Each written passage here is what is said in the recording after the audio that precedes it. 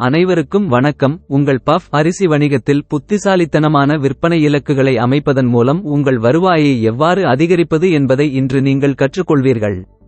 எங்கள் மற்ற வீடியோவில் விவாதிக்கப்பட்டபடி பஃப் அரிசி வணிகத்தை அமைக்க 17 லட்சம் ரூபாய் முதலீட்டில் தொடங்குங்கள். நீங்கள் எவ்வளவு சம்பாதிக்கிறீர்கள் என்பதையும் விற்பனை இலக்குகளை அமைப்பதன் மூலம் உங்கள் வருமானத்தை எவ்வாறு அதிகரிப்பது என்பதையும் அறிந்து கொள்ளுங்கள்.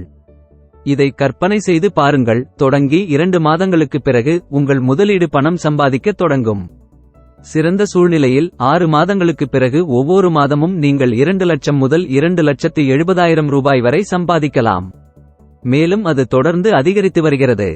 முதல் ஆண்டின் இறுதியில் நீங்கள் மாதத்திற்கு 2,70,000 முதல் 4,15,000 ரூபாய் வரை சம்பாதிக்கலாம். அனைத்து செலவுகள், கடன்கள் மற்றும் வரிகளை செலுத்திய பிறகு இது உங்கள் உண்மையான இலாபமாகும். இரண்டாவது அல்லது மூன்றாவது ஆண்டின் இறுதியில் நீங்கள் ஒவ்வொரு மாதமும் 7 லட்சம் முதல் 10 லட்சம் ரூபாய் வரை சம்பாதிக்கலாம். அதுவே உங்கள் வணிகத்தில் 17 லட்சம் ரூபாயை முதலீடு செய்வதன் சாத்தியமான வெற்றியாகும்.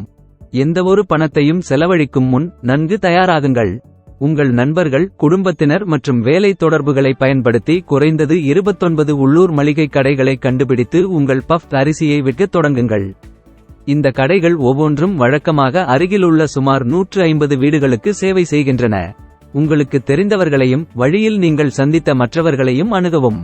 நினைவில் கொள்ளுங்கள், பாதி கடைகள் மட்டுமே ஒப்புக்கொள்ளக்கூடும் என்பதால் சுமார் 50 முதல் 60 கடைகளுடன் இணைக்க முயற்சிக்கவும். இந்த வழியில் நீங்கள் 29 கடைகளின் வலுவான குழுவுடன் தொடங்க வாய்ப்புள்ளது. 29 உள்ளூர் கடைகளுடன் உங்கள் வணிகத்தை தொடங்கும் போது உங்கள் பஃப் அரிசியை மேம்படுத்த முதல் சில மாதங்களை பயன்படுத்துங்கள். உங்கள் நண்பர்களுக்கும் இந்த 29 கடைகளின் உரிமையாளர்களுக்கும் மாதிரிகளை கொடுங்கள்.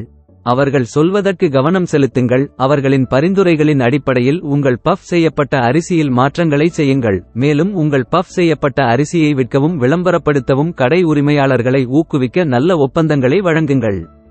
இந்த அணுகுமுறை புஷ் மார்க்கெட்டிங் என்று அழைக்கப்படுகிறது. இப்போது உங்கள் விற்பனை இலக்குகளை கவனமாக திட்டமிடுங்கள். ஒவ்வொரு வாடிக்கையாளரும் ஒவ்வொரு மாதமும் 2 கிலோகிராம் பஃப் அரிசியை வாங்குவார்கள் என்று நினைத்து பாருங்கள். ஒரு உள்ளூர் கடை வழக்கமாக அதைச் சுற்றியுள்ள சுமார் 150 வீடுகளுக்கு விற்கிறது.